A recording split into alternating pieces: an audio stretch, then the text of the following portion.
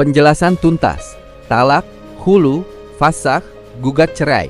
Pertama, talak. Talak adalah syariat murni, hak mutlak milik suami. Artinya, perceraian yang keluar langsung dari kehendak dan ucapan suami. Hak talak ini dikasih langsung sama Allah Subhanahu wa Ta'ala di dalam Al-Quran. Tidak ada satu makhluk pun yang berhak mengambil talak milik suami. Kamu tidak bisa mentalak istri orang. Suami orang tidak bisa mentalak istrimu. Suami yang pegang kendali penuh. Mau talak, mau rujuk, semuanya ada di tangan suami sesuai aturan syariat. Talak ini murni syariat. Tapi sekarang, hak talak ini dirampas.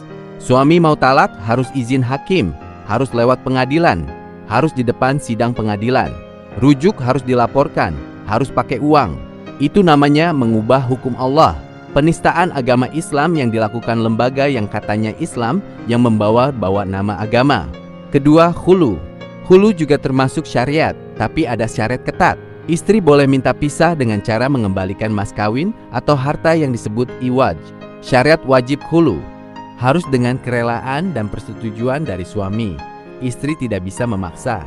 Istri tidak boleh melepas paksa. Setelah suami setuju, tetap suamilah yang menjatuhkan melepas talaknya. Tapi sekarang dipelintir, diubah jadi istri bisa minta pisah seenaknya. Tidak perlu meminta talak dan ridho suami. Asal lapor pengadilan agama, langsung jadi akta cerai dikeluarkan tanpa ucapan talak dari suami. Itu namanya bukan khulu, itu udah namanya penjajahan perampokan hak suami. Ketiga, fasakh. Fasakh ini bukan syariat. Fasakh itu cuma hasil pikiran ulama yang disebut dengan ijtihad. Artinya, pembatalan nikah karena ada alasan tertentu. Alasannya sudah ditetapkan dan tidak bisa ditambah-tambah. Fasakh ini hasil pemikiran para ulama di zaman dulu. Fasakh itu bukan perintah langsung dari Allah. Ingat baik-baik, ijtihad itu pendapat segelintir manusia, mengikuti kitab mazhab sendiri, bukan kesepakatan dari semua ulama di dunia. Ada ulama yang bolehkan, ada ulama besar yang menolak, ada ulama yang membatasi sangat ketat. Jadi, status fasakh itu boleh dipakai, boleh tidak wajib dan tidak mutlak, seperti talak dan khulu. Sekarang ini, fasakh dijadikan aturan utama, dianggap setara dengan ayat Al-Quran, dipakai sembarangan, alasan sepele aja langsung difasakh hakim. Padahal fasakh, hasil ijtihad itu bisa benar, bisa salah. Jadi gak boleh fasakh diangkat lebih tinggi dari hukum asli Allah. Keempat, gugat cerai. Gugat cerai ini bukan syariat Islam. Gugat cerai bukan istilah fikih, bukan pula dari agama Islam. Gugat cerai ini asalnya hukum warisan Belanda.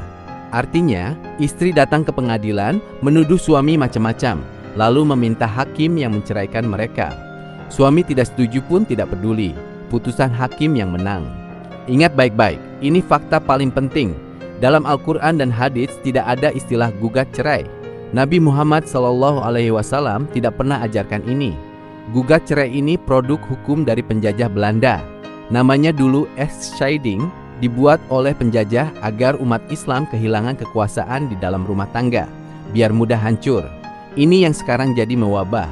80-90% cerai sekarang pakai cara ini. Istri jadi penguasa, suami jadi korban, anak jadi korban. Semua dikemas pakai nama agama, padahal dasarnya dari hukum kafir penjajah. Ingat baik-baik, jangan tertipu dengan hukum lembaga yang membawa nama agama. Yang sesuai syariat hanyalah talak dan khulu dengan syarat ridho suami serta talak yang diucapkan hanya dari suami. Dengar ini baik-baik, kamu sendirilah yang akan bertanggung jawab atas akhiratmu.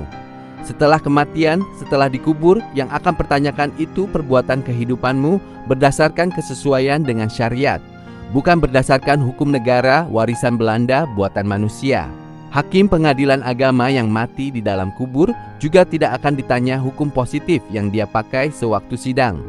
Semua akan ditanya kesesuaian dengan hukum Allah.